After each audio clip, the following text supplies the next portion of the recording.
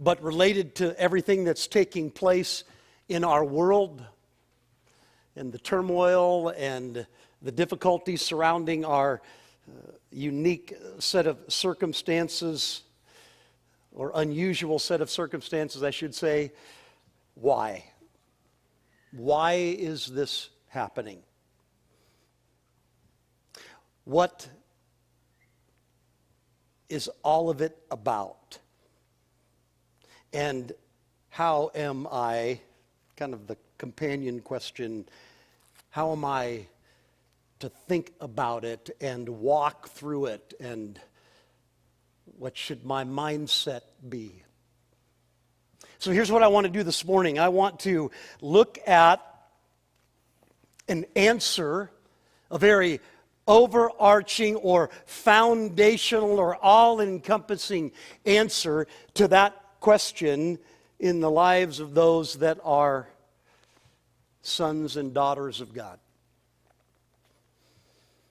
What is the purpose for the circumstances of life, particularly the difficult, trying, or painful, or dark, or downright agonizing circumstances of life?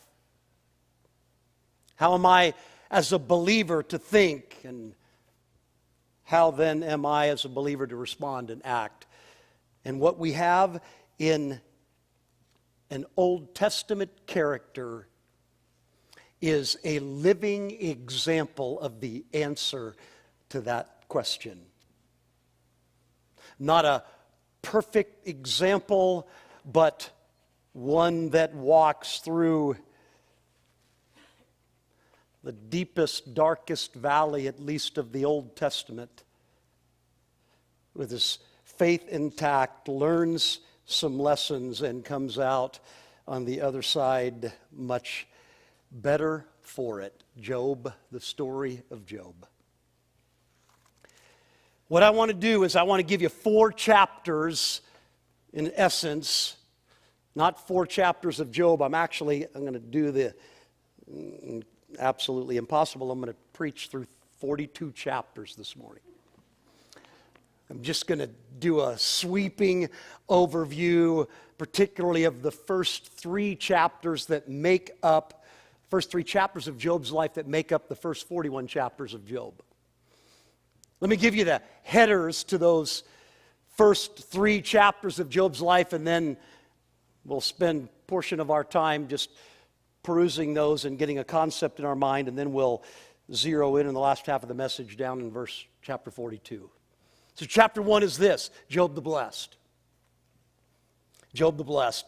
Second chapter goes from Job's blessed story to Job's bizarre story. And then it goes from Job's bizarre story to Job's broken story. And then finally, chapter 4, coinciding with Job 42, is Job's doubly blessed story. So let's open with chapter 1 in the story of Job. Job, the blessed story of Job. Let me give it to you quickly. If you look in Job chapter 1, verse 1, and I read, there was a man in the land of Uz whose name was Job. And that man was blameless and upright, one who feared God and turned away from evil. Let me just make one clear point here about the life of Job. He was a man of great character. A man of great character. Secondly, verse 2, there were born to him 7 sons and 3 daughters. And then if you glance down in verses 4 and 5, you learn something about his family and about Job as a father. He was a very good father. He was a father that cared about his kids. He was a father that had apparently provided an atmosphere in which the children of the family, grown adults now, loved one another and related to and spent time regularly together. And then Job was concerned about their spiritual well-being. He prayed for them and interceded on their behalf before God. So he's a good father, a great father. And then look at verse 3. The first part of verse 3, he possessed 7,000 sheep, 3,000 camel, 500 yoke of oxen, and 500 female donkeys, and very many servants. Job was a man of great wealth. And then look at the last part of verse 3. So that this man was the greatest of all the people of the East. Job was a man of great reputation. Job's blessed story, incredibly blessed story. Let's go to chapter 2. The bizarre story of Job. I don't mean bizarre as it never happens to anyone else. I mean unexpected. Job 1:8. Let me read a verse and then I'll explain it. And the Lord said to Satan, have you considered my servant Job, that there is none like him on the earth? Here's the setup for that strange statement. All of the angels come and present themselves to God in heaven, and Satan comes also and presents himself there before God, and God initiates a conversation with Satan and asks him this question, highlighting Job, saying, Satan, have you considered my servant Job? Have you considered that there is not one person like him on the earth? And Satan says, yeah, you're bragging on him. I'm giving you the Cliff Notes here, or the quick version here. You're bragging on him. He's living for you. He seems blameless and upright, but it's because you rolled out the red carpet and gave him a silver spoon. Why wouldn't he? Why wouldn't he? Anybody would. And so God says, okay, here's what you do, Satan. You can take all that he has external to him. Don't touch the man, but all of his belongings, all of the external possessions, they're at your disposal. Now, before I tell you about the broken part, there's a second picture of a second meeting in heaven with the angels, and Satan comes and presents himself before God again there in heaven. And Job, again, God brags on Job, and God gives him permission to go further than he had went before, that he now can impact his physical life. He cannot kill him, but he allows Satan to attack him personally, his physical well-being and his health. Strange, seemingly strange story. It's an important part of the story. It's a radically important central part of the story. Keep that in mind. And then comes the third chapter, the broken story of Job. Satan goes out from the presence of the Lord after each of those two meetings before the throne, where he is granted permission, and in a sequence of events, rapid fire events, following the first meeting there in heaven, Job loses everything that he had, all of the external possessions of his life, all of his riches and his wealth, and beyond comprehension, every one of his 10 children die a tragic death. And he hears about these losses, one right after the other, while one servant is telling him about the loss of a large number of his possessions. Another servant comes telling him about more loss, and another servant comes, and finally another servant, while the third is still speaking, to tell him he's lost all of his 10 children. Unspeakable. And after the second meeting in heaven, Satan goes out and attacks Job's physical life, and he is covered with boils from the sole of his feet to the top of his head, and he sits there in mourning and in ashes, having ripped his clothes with a broken piece of pottery, scraping the boils on his body. It is a horrific picture. Job the broken. Job the blessed story, the bizarre story, and the broken story. What we have, now I want to give a principle to you that we're going to kind of walk with the rest of our time this morning. What we have in the life of Job is a living example in the Old Testament of a New Testament principle. There's an incredible promise, one of the most incredible promises in all of the New Testament for believers is contained in Romans chapter 8, verse 28. I want you to turn there. Many of you probably could quote that by heart, but Romans chapter 8, verse 28, here is the principle, the incredible promise of God. And we know that for those who love God, all things work together for good, for those who are called according to His purpose. 4,000 years approximately before Paul wrote down that great promise, Job lived out the truth of that great promise.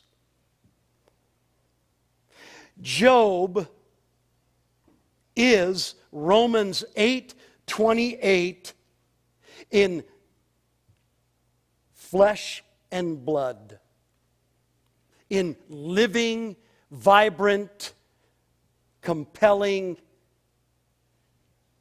color. And in that promise of Romans 8:28, there's a little package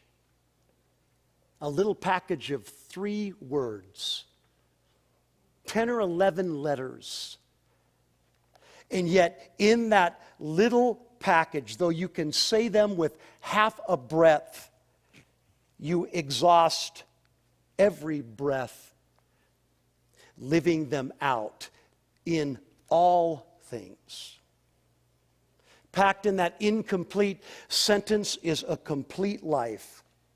All of your victories and all of your defeats are included in those 3 little words. Every blessing and every piece of brokenness in your life is included in those 3 words. Every why question is included there. Every Lord, I'm so ashamed moment is included there. And every Lord, I beg you to help me moment is included in that little package of 3 words in all things.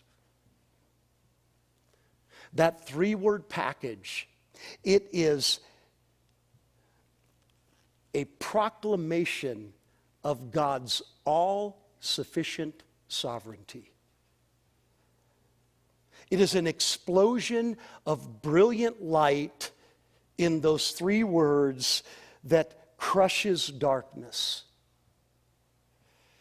It's weeping that is drowned out by laughter. It is tragedy that's transformed into triumph. It is death that becomes life in all things. You see, Job, as we're going to see, is Romans 8:28 in 3D. Devastated and then delivered, condemned and then vindicated, weeping and then laughing, falling and then rising and then running. But Job's crushing brokenness up to his double blessing, the 4th chapter, it is a long road. And that long road covers 41 or so chapters in this 42-chapter book. And guess what happens with about 35 or 36 of those chapters? Here's what happens. His, quote, 3 friends come to Job hearing about the devastation that has come upon his life. His 3 friends come to comfort him, and then they stay there, and what they do as they stay there is they spit on the ashes of his broken life, and they pour salt into his open wounds. Basically, what they do is this: chapter after chapter after chapter, they say to Job, the reason you are suffering is because you are so wicked. God is a God who punishes wickedness and rebellion. That punishment is an absolute sign of wickedness and rebellion, that difficulties and valleys and suffering and sorrow is a guarantee that what is happening is you're under the chastisement, the discipline of God for wickedness. And so to all of his multiplied problems come 3 friends to make it exponentially worse.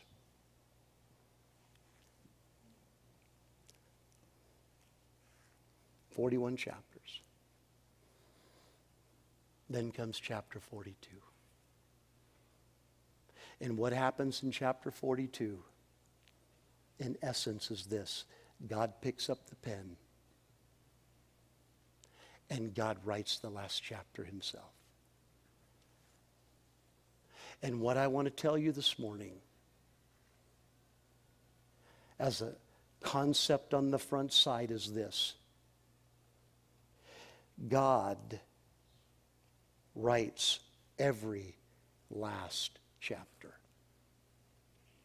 Not just in Job's life, in your life. Ultimately, we know God writes every chapter.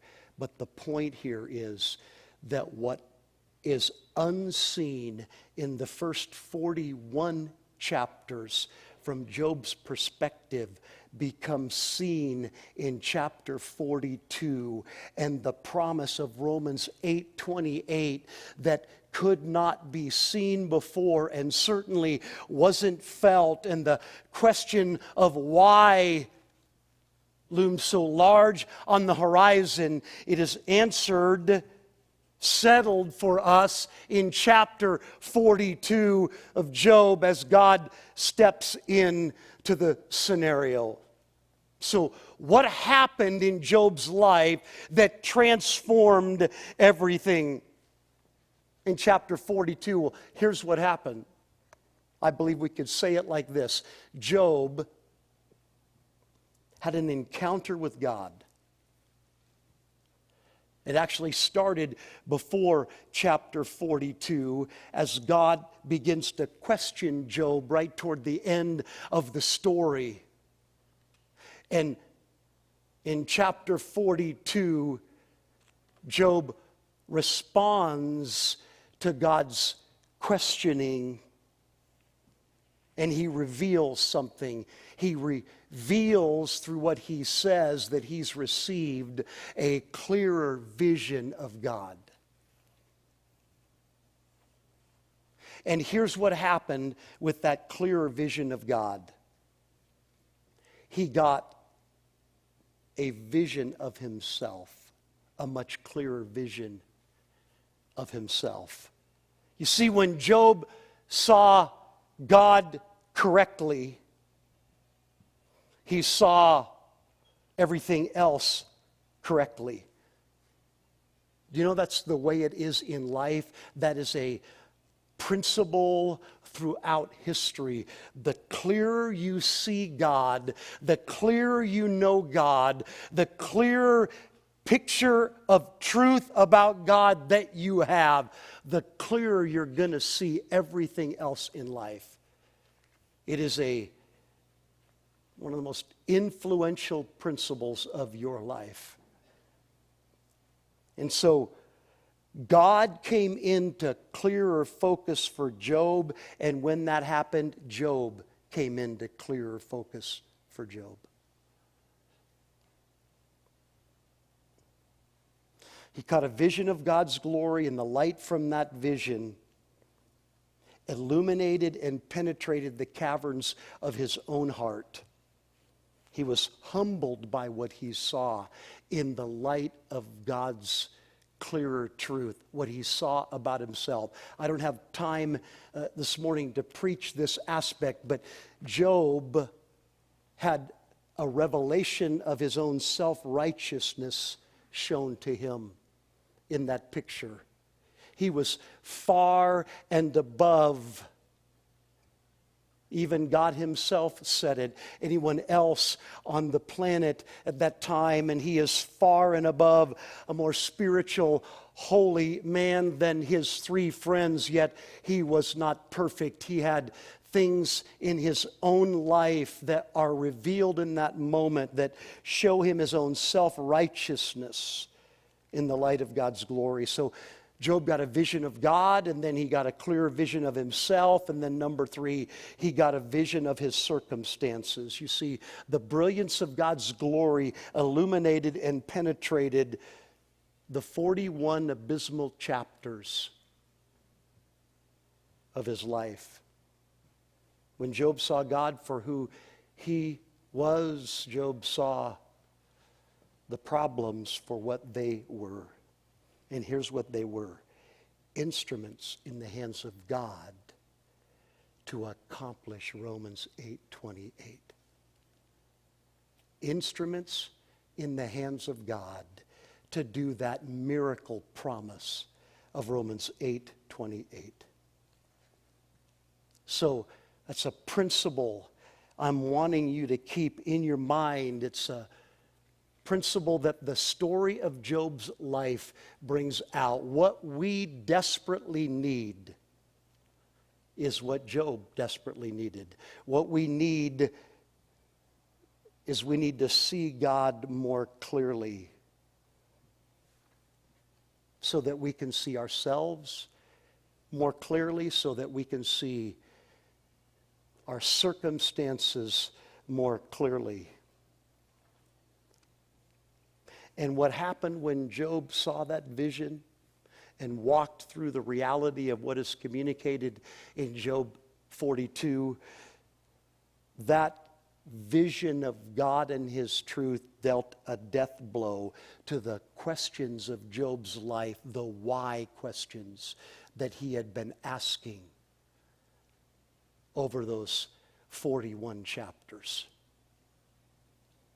The struggles that he was having, seeking to live right before God and not understanding why God would allow these unspeakable tragedies to come into his life, this grief that was indescribable to come crashing down upon him.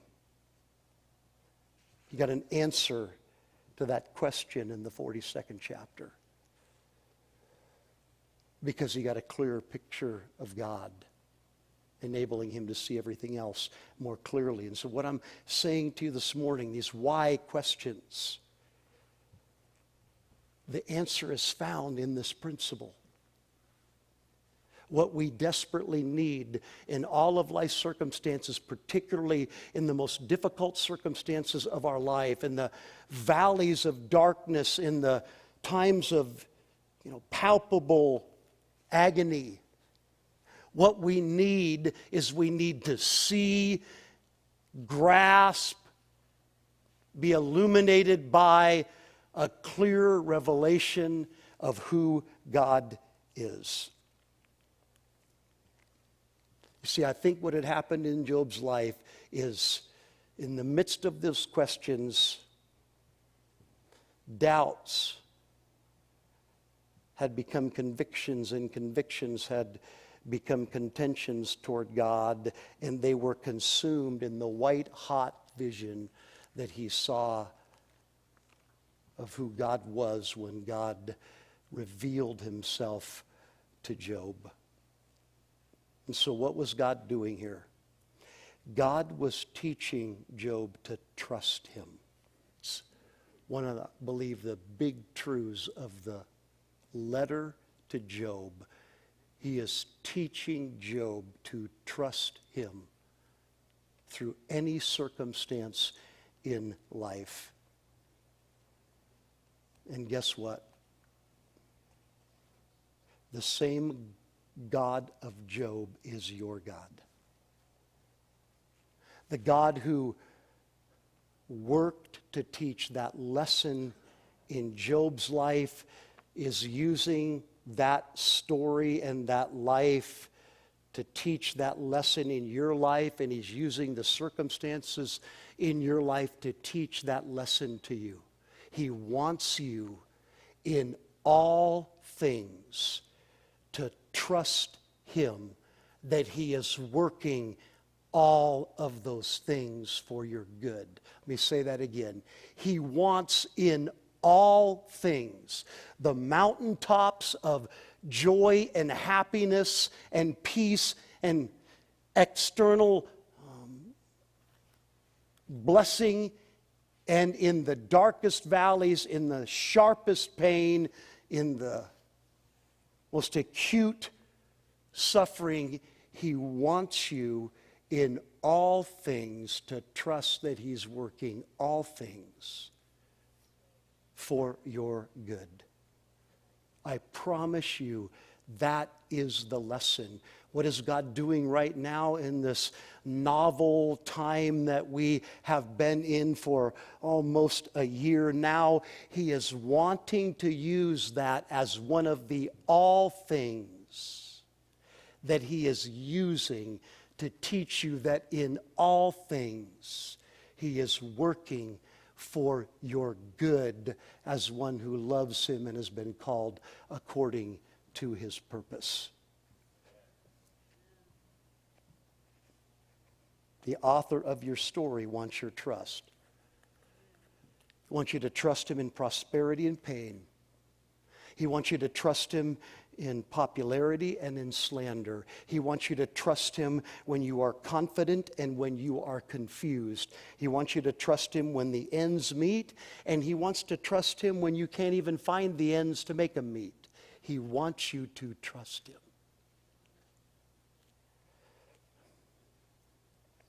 How is your trust in God? Only you, under the prompting of the Spirit right now, rhetorical question, only you can answer that question. How is your trust in God? Those in this room, those that are watching this electronically, through the computer or a phone, how is your trust in God? Let me say a few things about trust. Trust does not require answers. I don't mean we don't have some answers about God. We have a lot of answers about God, about his Son Christ, about the Holy Spirit included in here. But the specific answers so often about the whys and the difficult times of life, trust does not require those answers to be given. Are you okay with the questions remaining? If you trust God, you are. Trust doesn't require answers. Trust does require humility. Have you come to the end of yourself? I believe that's what happens here with Job. Has your insufficiency become a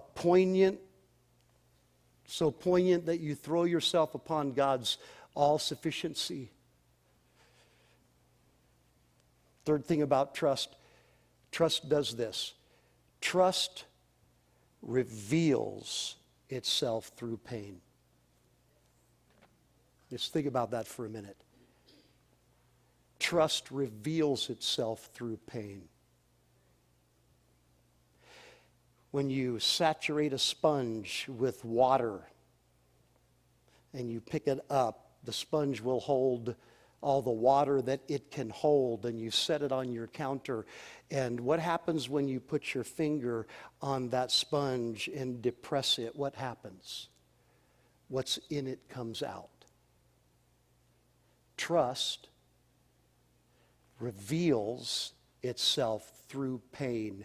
When pressure comes upon your life in the form of an endless number of difficult circumstances, trust will be seen through that pressure.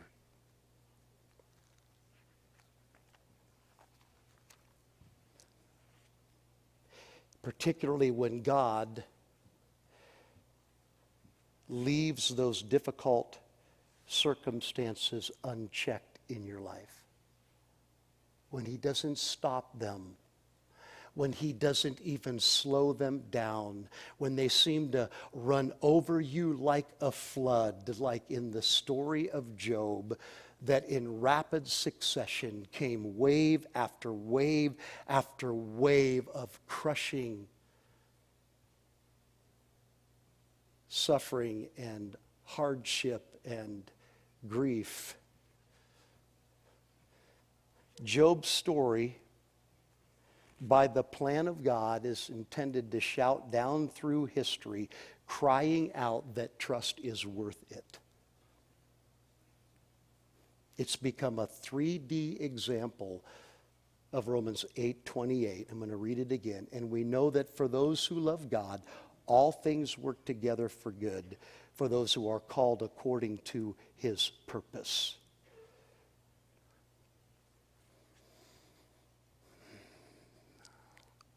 When you trust God in the midst of life's circumstances, particularly in the midst of life's difficult circumstances, some incredible things happen. I want to show you those by looking at Job 42 and what happened to Job as he trusted to God in the midst of the circumstances of his life. Go to chapter 42, verses 7 through 9. I'm going to show you 4 things. Here's number 1.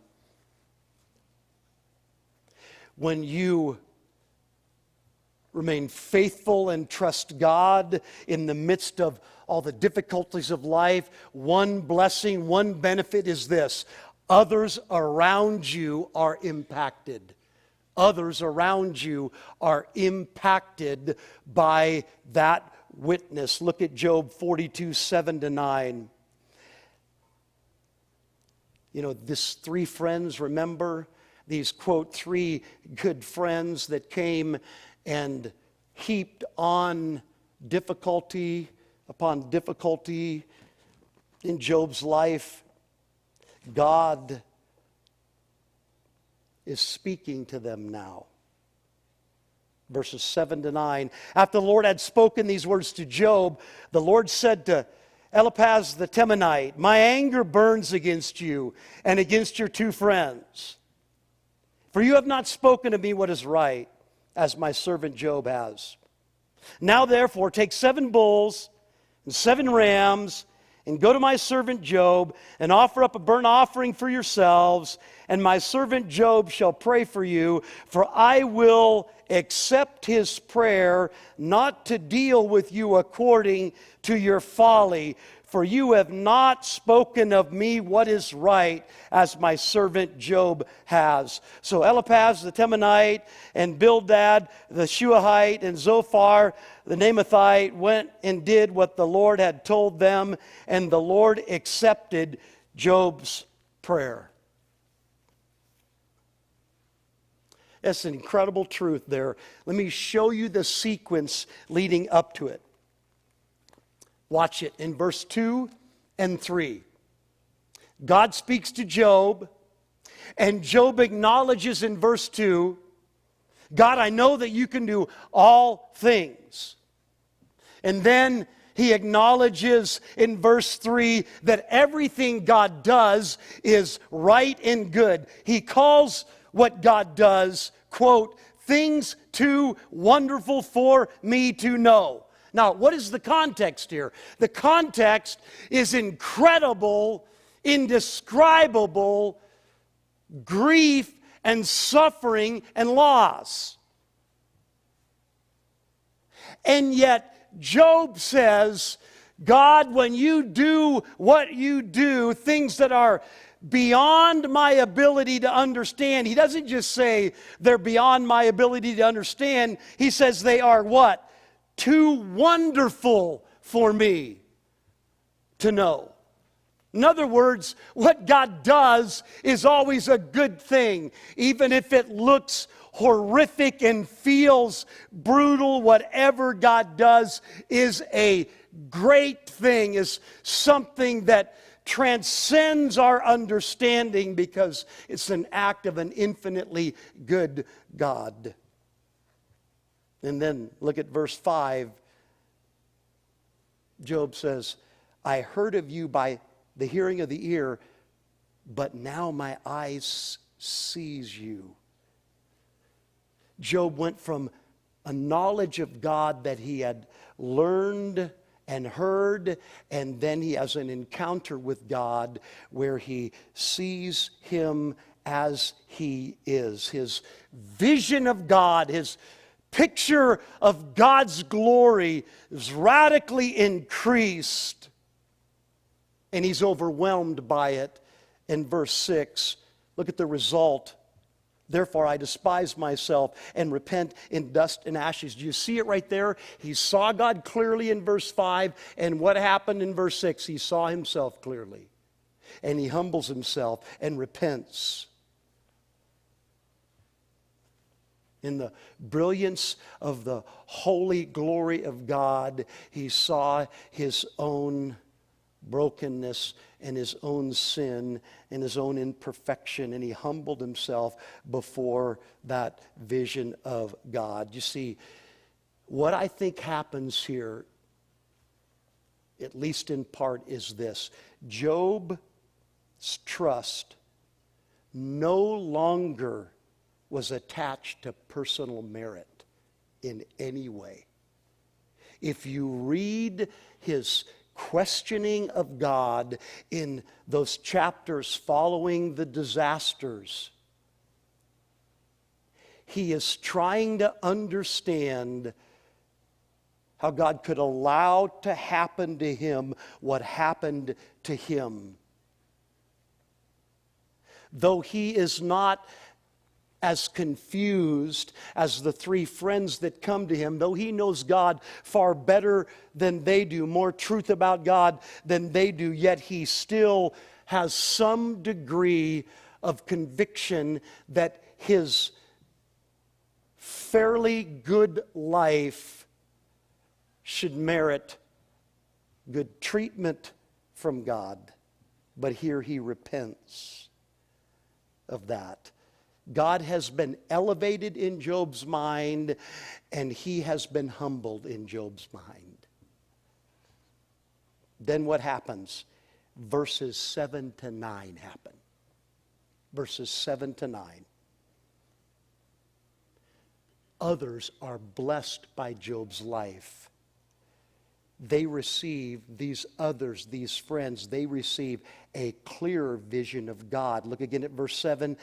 After the Lord had spoken these words to Job, the Lord said to Eliphaz the Temanite, my anger burns against you and against your two friends, for you have not spoken of me what is right as my servant Job has. Job's friends, they hear from God as well, and when they hear, they make this discovery about God. They discover that what they had adamantly proclaimed, even vehemently proclaimed to Job about God, they found out it wasn't right.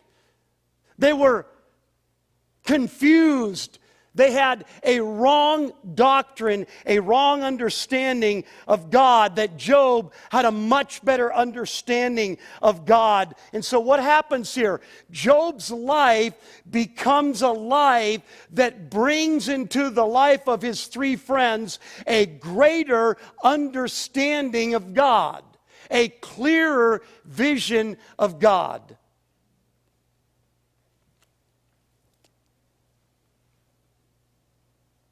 And by the way, it didn't just happen for those three friends.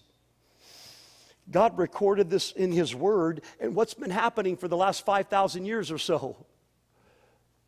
Believers down through history that have read this, what do they get? They get a clearer understanding of God from the life of Job. When we walk through valleys in this life, one of the things that God wants to do with our lives as sons and daughters of His is He wants to show Himself in a clearer, more truthful, more complete way to those around us that witness our life. He wants to do that. He is working to do that. And not only do they receive a clear vision of God, here's the second aspect of them being impacted by Job's life. Verses 8 and 9. They receive God's grace through Job. Listen to it. Verses 8 and 9. Now therefore, God says to these three friends, take 7 bulls and 7 rams. Cliff notes, have Job, you offer them and let Job pray for you. And here's what I'll do. I won't treat you like you deserve. I'm going to hear Job's prayer. And because of that prayer, that's going to become the means of grace to you that's going to help free you from the punishment that you deserve. It's going to be a means of grace to bless you. So what's happening here? What's happening here is these three friends are blessed by the grace of God through Job. Do you know that's what God wants to do with your life? He wants your life to be a ministering of His grace to other people. And guess when that happens in significant ways? It's when you walk through the difficulties of life, even the most painful, dark times of life, and you do it in such a way that you, though you don't know the answer to the why question, you do it in such a way that it provides this brilliant testimony of God's goodness and God's worth. And through that testimony, His grace flows into the lives of those around you. So the first blessing of walking through your difficulties and trusting God is that you become a blessing to others. Others' lives are impacted. Here's the second thing that happens. You become doubly blessed. You yourself become doubly blessed. Look at verse 10. After Job had prayed for his friends, the Lord made him prosperous again and gave him twice as much as he had before. See, Job the broken, chapter 3, became Job the doubly blessed, chapter 4. Let's look at his blessings. First of all, he's restored. Verse 10, again, the Lord restored the fortunes of Job. The Lord restored the fortunes of Job. He was the greatest man in all the East as the chapter 1 of his life opened.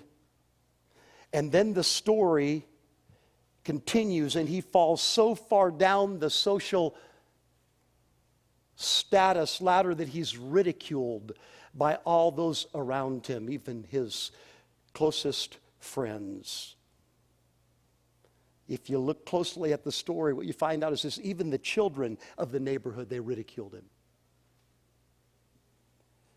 But here, in the last chapter, we're going to see a restored Job, no longer ridiculed, but now respected again, now honored again, restored from the place from which he had fallen. Then secondly, not only is he restored, he's comforted. He's comforted by family and friends. Look at verse 11. They came to him, all his brothers and sisters and all who had known him before. Pretty significant group. And ate bread with him in his house. And they showed him sympathy and comforted him for all the evil that the Lord had brought upon him.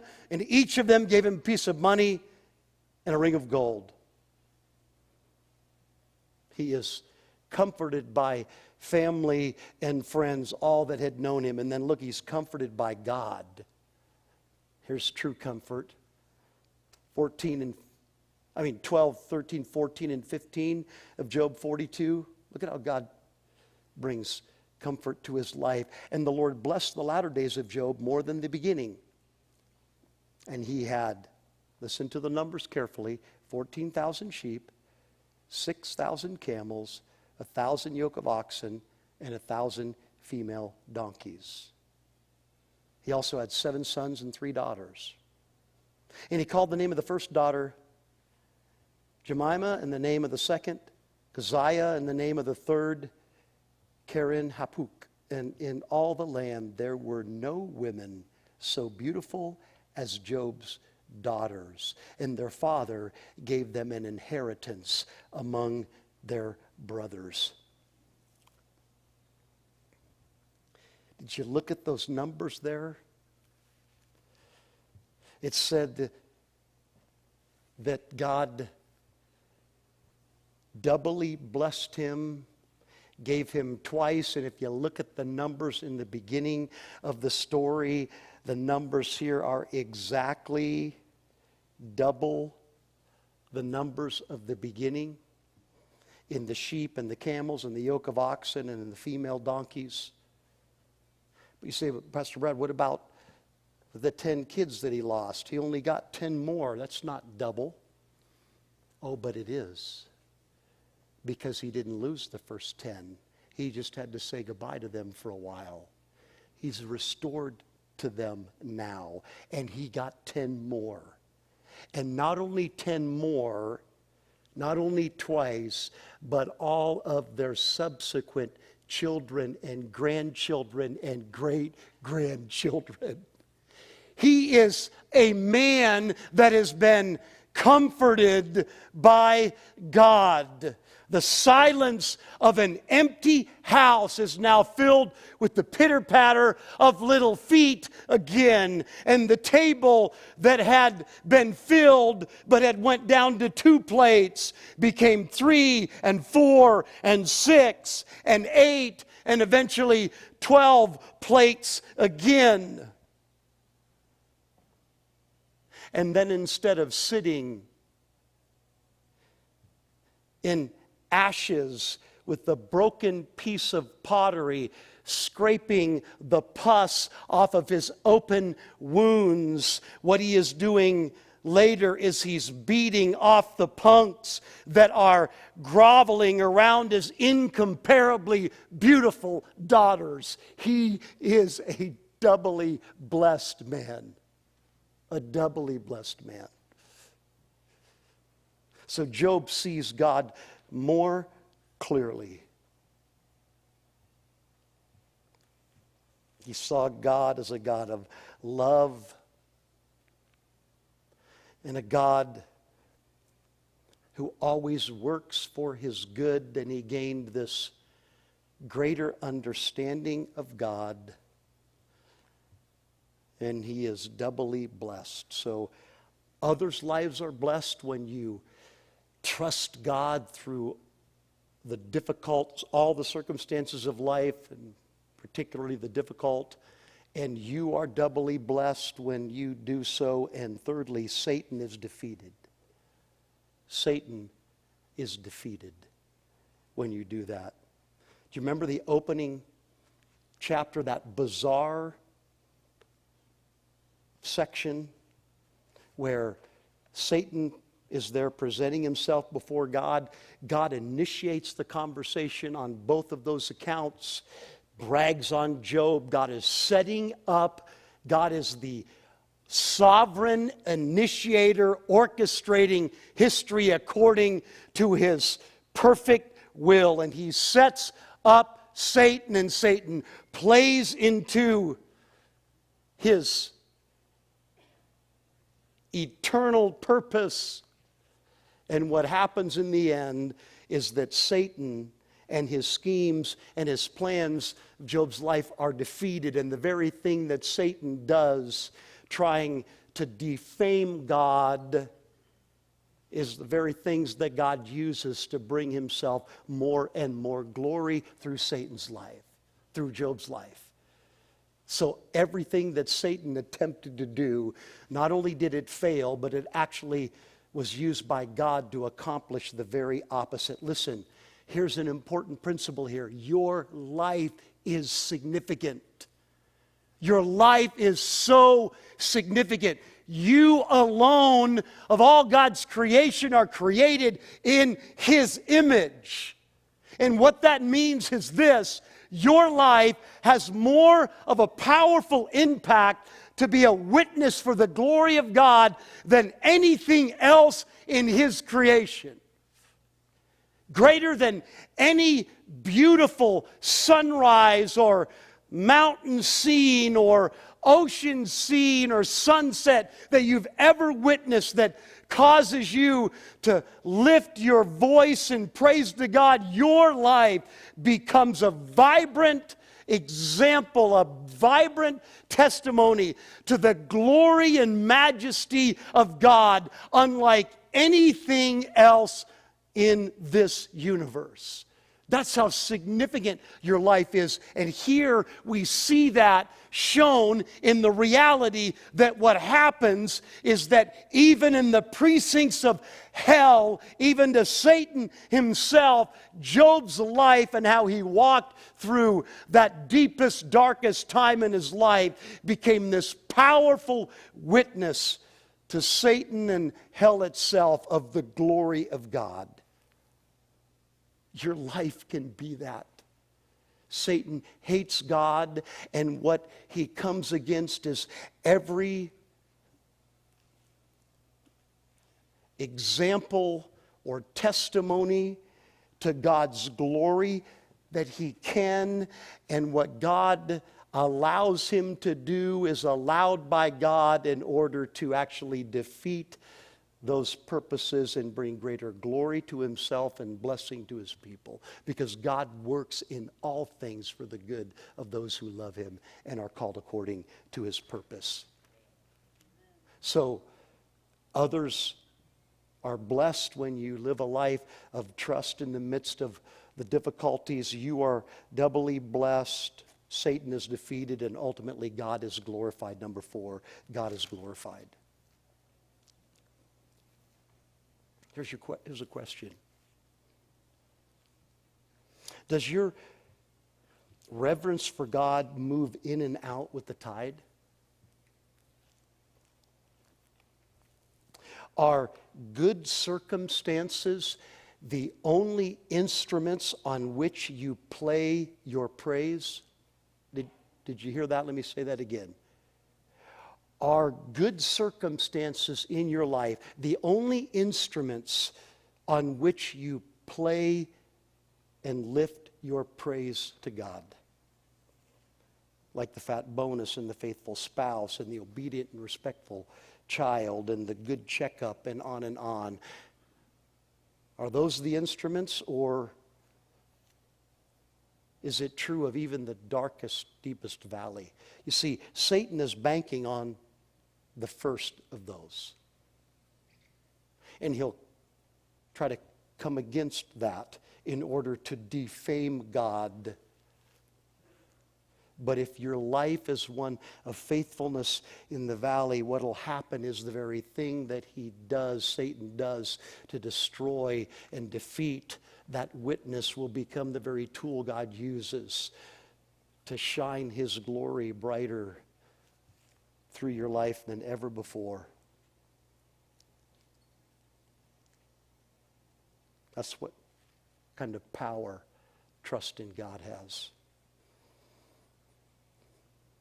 Verses 16 and 17, and after this Job lived 140 years and saw his sons and his sons' sons 4 generations. And Job died an old man and full of days. And God worked in all things for the good of Job, who loved and trusted him. And God will work in all things in your life for your good. Will you trust him? Will you live and trust in Him even when the way is most difficult, even when the path is most dark, even when the pain is most acute? Will you trust Him? When there is no answer to the why that you can see, when you're not given that little peek behind the veil into heaven to see what's going on, understand that there is a story unfolding. That's why He gave us this picture. He wants us to know that He's working in ways that you cannot see and you cannot know to accomplish the truth, the promise of Romans 8:28 in and through your life as a son or a daughter of God. And listen, finally this, and I'll close. And as He's doing that, Romans 8:28, He's performing another incredible miracle. And guess what that miracle is? It's Romans 8:29. For those whom He foreknew, He also predestined to be conformed to the image of His Son. He's making you like Jesus. That is the greatest reward that you could ever receive. You will be so glad when the first trillion eons have passed and eternity's clock has not even ticked 1 second. You will be so unspeakably thankful that God used those circumstances in your life that were the most difficult to do in you the greatest thing, to make you more and more like Jesus Christ. And you'll worship Him for an endless eternity because He did that for you. So have your mind renewed by the truth.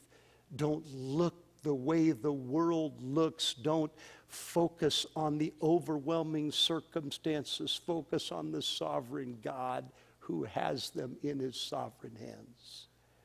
And it was working the promise of Romans 8:28 for you if you are a son or a daughter of His. Would you stand?